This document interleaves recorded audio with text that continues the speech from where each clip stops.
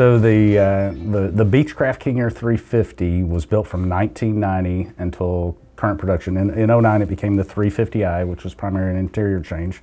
And then the current production airplane is a derivative of that aircraft called the 360 that came out last year. But for our purposes, I'll talk just in general historically about the 350s. Yep. So major points on that airframe in 2004 and newer are Proline 21 avionics instead of the conventional avionics. Very popular upgrade that Stevens does a wonderful job with is the G1000 NXI panel install. So most King Air 350s that we buy, if they don't already have a G1000 installed, then that's an upgrade that happens as part of the process. That's one of the changes that's happened in the industry, is that install is almost a given on the 350. You're limited in options for upgrades. So the G1000 NXI is an install option that anyone who's buying a 350 would want to find one done or consider that as part of their install. Agreed.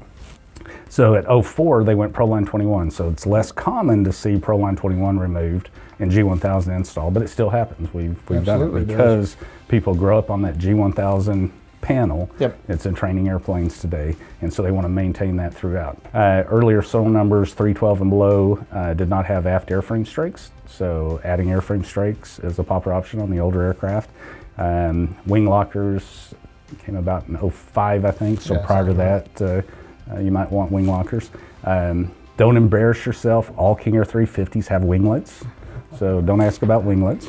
And the cool thing about the engines is that if you've got a guy or a client that needs a lot of payload and they need the King Air 350, which when I'm talking about a 350, I tell people it's kind of like a Suburban. You just throw everything you want in it and all the people. Fill it full of gas. 8 captain shares. Yeah, and just take off. So it's kind of a flying Suburban, so to speak.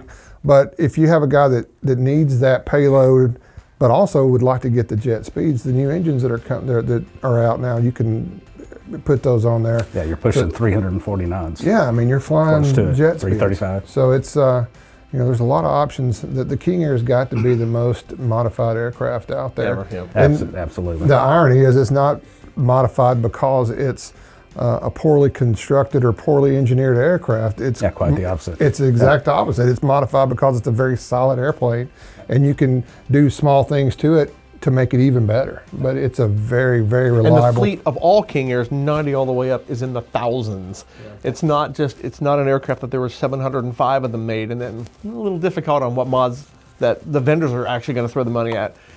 This plane has mods all over the place for whatever you want. Because of how long it's been produced and how many have been produced in the life of the product. Right, and you mentioned the Proline 21. There are upgrades and mods for that. If somebody prefers to stay in that world, that are outstanding. Collins modernization package. Absolutely.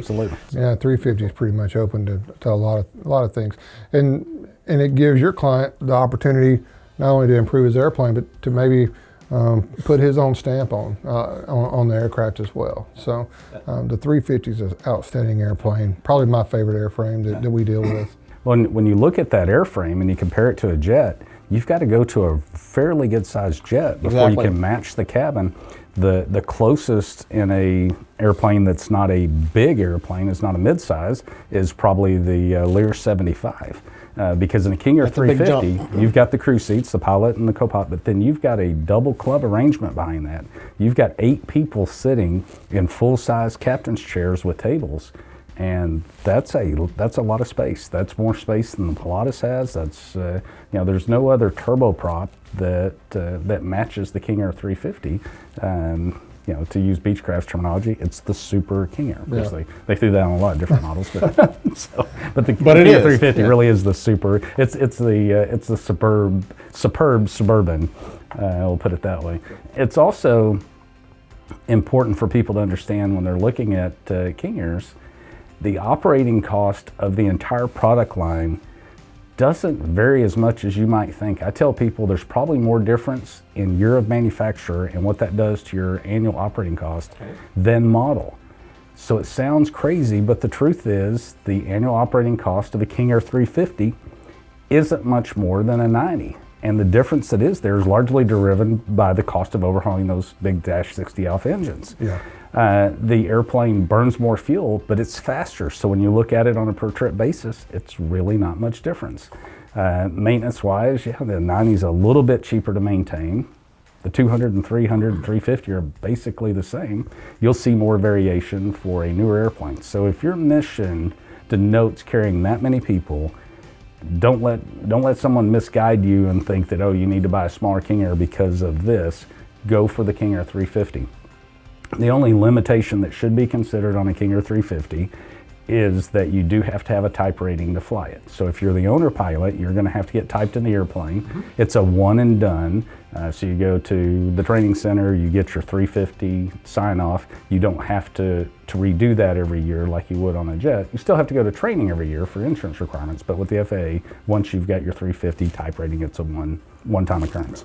But it's also a consideration if you're going to have if you got a full-time pilot, probably not a big deal. You get him typed in the airplane. If you're going to use contract pilots, it's harder to find type-rated contract 350 pilots than it is 200 pilots all day long. Yeah, gotcha. So that's a consideration as well.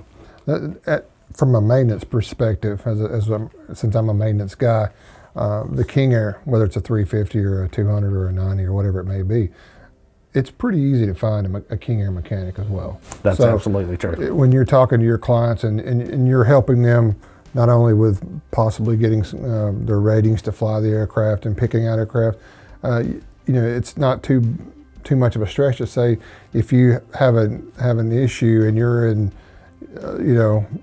ABC, Montana, there's probably a King Air pilot that's not too far from you. That's right. I mean, and if you're on the East Coast or east of the Mississippi, we have probably 20 plus trucks that go out and do what we call AOG, aircraft on ground. Stevens AOG. Yeah, and we send mechanics out in trucks to fix aircraft on the ramp. So the King Airs are a very not only economical plane to operate, but they're, from a maintenance perspective, they're an easy aircraft to maintain as well. That's absolutely correct.